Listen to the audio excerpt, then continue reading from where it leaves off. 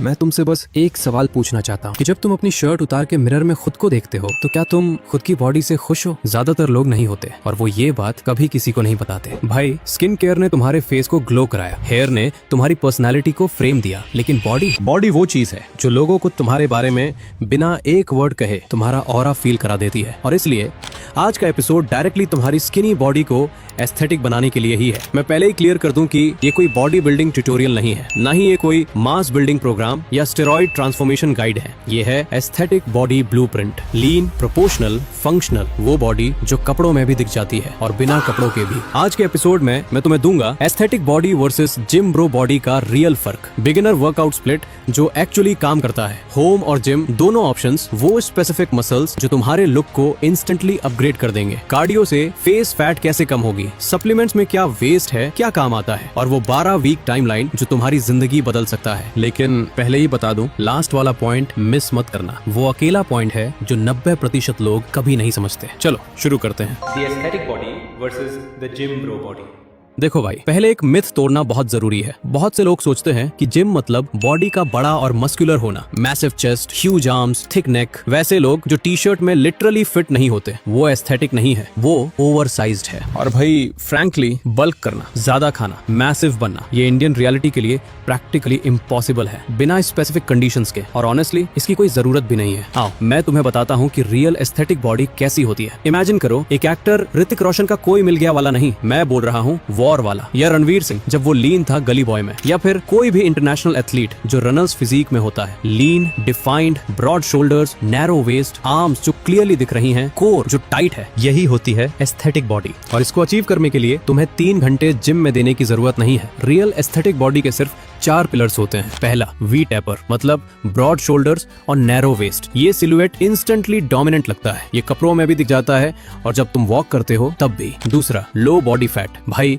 सिर्फ muscle build करना काफी नहीं है, अगर उसके ऊपर फैट की लेयर है तो कुछ भी नहीं दिखेगा। बॉडी की डेफिनेशन फैट के नीचे छुप जाती है और यही वो बात है जो ज्यादातर लोग अभी नहीं समझते। तीसरा, प्रोपोर्शनल डेवलपमेंट। बहुत लोग सिर्फ चेस्ट करते हैं या सिर्फ आर्म्स और फिर उनका बॉडी इम्बैलेंस्ड लगने लगता है क्योंकि वो लेग्स और बैक को स्किप कर देते हैं, जिससे शोल्डर्स और लेग्स दोनों वीक रह जाते हैं। भाई प्रोपोर्शन ही एस्थेटिक है। चौथा, पोस्चर। ये एक फ्री ग्लो अप है। सिर्फ सीधा खड़े होने से तुम 4 किलोग्राम हेवियर, 2 इंच टॉलर और 3 गुना ज्यादा कॉन्फिडेंट लगते हो, और मैं इसका सोल्यूशन आज दूंगा। तो जब तुम सोचते हो एस्थेटिक बॉडी तो तुम्हें बल्किंग के बारे में नहीं सोचना है, बल्कि सोचना है लीन, प्रोपोर्शनल, फंक्शनल बॉडी के बारे में। अब तुम सोच रहे होगे कि भाई ये बता कि ऐसी बॉडी कैसे बनाते हैं, और यहीं वो गलती आती है जो 90% लोग शुरुआत में कर देते हैं। The biggest mistake beginners make.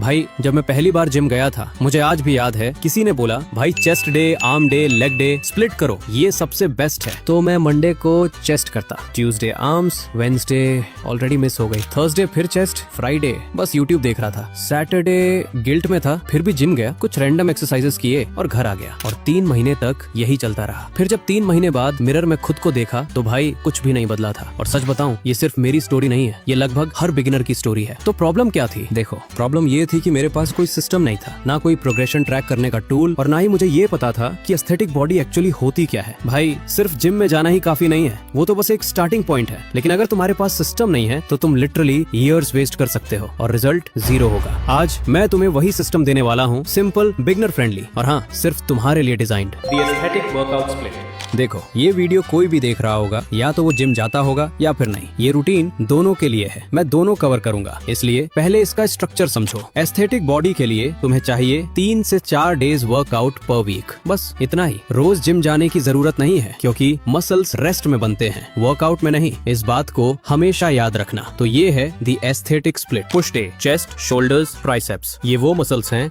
जो वी टेपर का ऊपर वाला हिस्सा बनाते हैं। जिम में बेंच प्रेस से शुरू करो, 3 सेट्स, 8 से 12 रेप्स। फिर ओवरहेड डंबल प्रेस, ये शोल्डर्स के लिए सबसे इंपॉर्टेंट एक्सरसाइज है, 3 सेट्स। फिर केबल फ्लाइज या डंबल फ्लाइज चेस्ट डेफिनेशन के लिए, और एंड में ट्राइसेप पुश डाउन्स। घर पे pushup variations, standard pushup, wide pushup, pike pushup जो शोल्डर्स हिट करता है, और डिप्स अगर चेयर अवेलेबल है, क्योंकि भाई बॉडी वेट से भी रियल रिजल्ट्स आते हैं अगर इंटेंसिटी और कंसिस्टेंसी हो। Day 2, full day, back biceps, ये वी टेपर का वो हिस्सा है जो कपड़ों के बाहर साफ दिख जाता है। Broad back, instant dominant look. Gym में पुलअप्स या लैट पुल डाउन ये सिंगल मोस्ट इंपॉर्टेंट एक्सरसाइज है बैक के लिए। अगर सिर्फ एक एक्सरसाइज सीखनी है तो ये सीखो। फिर सीटेड रोज, फेस पुल्स ये रियर डेल्ट्स के लिए हैं जो पोस्चर को फिक्स करते हैं। और एंड में बाइसेप कर्ल्स। घर पे पुलअप्स अगर बार अवेलेबल है भाई, एक पुलअप बार हजारों रुपए के जिम इक्विपमेंट से ज्यादा वैल्यूएबल है। 500 से 700 रुपए में आ जाता है। इसे ले लेना, लिंक डिस्क्रिप्शन में है। रोज के लिए लोग टेबल के नीचे हैंग करके रोज भी कर लेते हैं घर पे। ट्यूटोरियल यूट्यूब पे मिल जाएगा क्योंकि हमारे यहाँ तो हर चीज का जुगाड़ चलता है ना। डे 3 रेस्ट या एक्टिव रिकवरी। वॉक करो, स्ट्रेच करो, योगा करो, बस बॉडी को रिकवर होने दो, ये स्किप मत करना। Day 4 legs plus core. भाई मैं जानता हूँ लेग डे स्किप करने का मन करता है, सबने किया है, लेकिन सुनो लेग्स स्किप करने का एक रिजल्ट होता है। ऊपर से ब्रॉड दिखते हो, नीचे से मुर्गे जैसे लगते हो और जीन्स में और भी ज्यादा ऑकवर्ड। और दूसरी बात, लेग्स सबसे बड़ा मसल ग्रुप है। जब तुम लेग्स ट्रेन करते हो टेस्टोस्टेरोन प्रोडक्शन नेचुरली इंक्रीज होती है, मतलब ऊपर का बॉडी भी बेहतर ग्रो करता है। जिम में squats, leg press, Romanian deadlifts simple. घर पे body weight squats, lunges, wall sits, glute bridges. Core में planks, leg raises, hollow body holds, crunches लगभग यूजलेस है, इन्हें स्किप कर सकते हो। डे 5 अगर चाहो तो रेस्ट करो या फिर शोल्डर स्पेशलाइजेशन वर्कआउट, क्योंकि भाई शोल्डर्स एस्थेटिक बॉडी का सीक्रेट वेपन है। ब्रॉड शोल्डर्स इंस्टेंटली तुम्हारी वेस्ट को छोटा दिखाते हैं, शर्ट्स बेटर फिट होती हैं और तुम वाइडर दिखते हो। लैटरल रेजेस ये एक एक्सरसाइज चाहे कुछ और करो या ना करो, इसको जरूर करो। और अब मैं तुम्हें वो बात बताने वाला हूँ जो जिम में ऑलमोस्ट कोई नहीं बताता। Cardio for face gains. भाई ये पॉइंट बहुत अंडररेटेड है। सच बोलूं तो क्या तुमने कभी सोचा है कि तुम्हारी जॉ लाइन शार्पर क्यों नहीं है या फेस से फैट क्यों नहीं जा रहा? लोग स्किन केयर करते हैं, एक्सपेंसिव प्रोडक्ट्स लगाते हैं, लेकिन वो एक चीज मिस कर देते हैं। वो ये भूल जाते हैं कि फेस का फैट सिर्फ कार्डियो से जाता है। कोई फेस एक्सरसाइज नहीं होती, कोई जॉ लाइन एक्सरसाइज नहीं होती जो एक्चुअली काम करे। वो सब बस गिमिक है। जब ओवरऑल बॉडी फैट परसेंटेज कम होती है तो फेस ऑटोमेटिकली डिफाइन होने लगता है, जॉ लाइन दिखने लगती है, चीक बोन्स इमर्ज होने लगते हैं। भाई यही वो कनेक्शन है जो एपिसोड 1 से जुड़ता है। ट्रांसफॉर्मेशन एक सिस्टम है, हर चीज कनेक्टेड है। तो कार्डियो कैसे करना है एस्थेटिक फेस के लिए? Zone 2 cardio. जोन 2 मतलब मॉडरेट इंटेंसिटी। इसमें तुम चल सकते हो, थोड़ा ब्रेथलेस, लेकिन बात भी कर सकते हो, जैसे brisk walk, light jog, cycling, बस 30 से 40 मिनट, वीक में 3 से 4 बार। ये बॉडी फैट को कंसिस्टेंटली बर्न करता है और फेस फैट पर 6 से 8 वीक्स में इम्पैक्ट दिखता है। और एक बोनस, ये स्ट्रेस भी रिड्यूस करता है। इससे कॉर्टिसोल कम होती है और हाई कॉर्टिसोल फेस को पफी बना देता है। तो कार्डियो डायरेक्टली फेस को डिफाइन करता है दोनों तरफ से। और हाँ, अगर फेस बहुत ज्यादा पफी है तो वो वीडियो जरूर देख लेना। ऑप्शन 2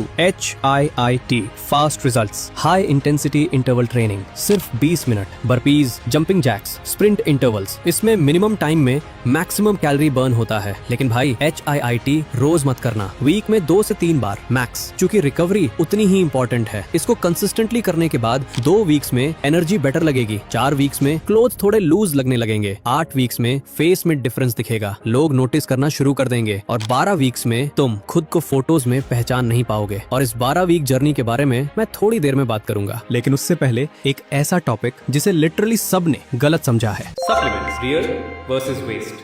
भाई सप्लीमेंट इंडस्ट्री एक मल्टी बिलियन डॉलर इंडस्ट्री है और ज्यादातर सप्लीमेंट्स वेस्ट ऑफ मनी है। मैं सीधा बताता हूँ क्या काम करता है क्रिएटिन। ये single most researched, most effective और सेफस्ट सप्लीमेंट है। क्रिएटिन तुम्हारे मसल्स को वर्कआउट्स के दौरान स्ट्रॉन्गर बनाता है। इससे स्ट्रेंथ भी फास्टर इंप्रूव होती है, रिकवरी बेटर होती है। और हाँ, फेस थोड़ा फुलर लगता है क्योंकि मसल्स में वाटर रिटेंशन होती है, जो एक्चुअली एक गुड चीज है। बस 3 से 5 ग्राम डेली लो मोनोहाइड्रेट क्रिएटिन, सबसे चीप फॉर्म और सबसे इफेक्टिव भी 500 से 700 रुपए में 1 महीने का आ जाता है और ये 100% वर्थ इट है। भाई प्रोटीन पाउडर कोई मैजिक नहीं है, ये बस फूड है पाउडर फॉर्म में। अगर तुम्हारा डाइट ऑलरेडी 1.5 से 2 ग्राम प्रोटीन पर किलोग्राम बॉडी वेट दे रहा है तो तुम्हें प्रोटीन पाउडर की जरूरत नहीं है। इंडियन डाइट में दाल, पनीर, एग्स, चिकन ये सब कंप्लीट प्रोटीन्स है। लेकिन अगर खाना मिस हो रहा है या शेड्यूल बहुत बिजी है तब एक स्कूप वे प्रोटीन एक कन्वीनियंट सोल्यूशन है। एक्सपेंसिव ब्रांड्स पर पैसे मत उड़ाओ। डिसेंट वे प्रोटीन 1500 से 2000 रुपए पर केजी में आ जाता है और ये काफी है। मैंने कुछ अच्छे ब्रांड्स के वे प्रोटीन के लिंक नीचे डिस्क्रिप्शन में डाल दिए हैं जो मैं खुद यूज करता हूँ, चेक कर लेना। अब अब क्या वेस्ट है प्री वर्कआउट। भाई ये ज्यादातर केसेस में सिर्फ कैफीन है। एक कप कॉफी सेम काम कर देती है। इसे छोड़ो और 500 रुपए सेव करो। फैट बर्नर्स, ये साइंटिफिकली प्रूवन नहीं है, सिर्फ मार्केटिंग है। स्किप करो टेस्टोस्टेरोन बूस्टर्स जो ऑनलाइन मिलते हैं, 99% स्कैम है, इग्नोर करो। BCAH, अगर तुम ऑलरेडी इनफ प्रोटीन ले रहे हो तो ये लिटरली अननेसेसरी है। इन पर पैसे खर्च करना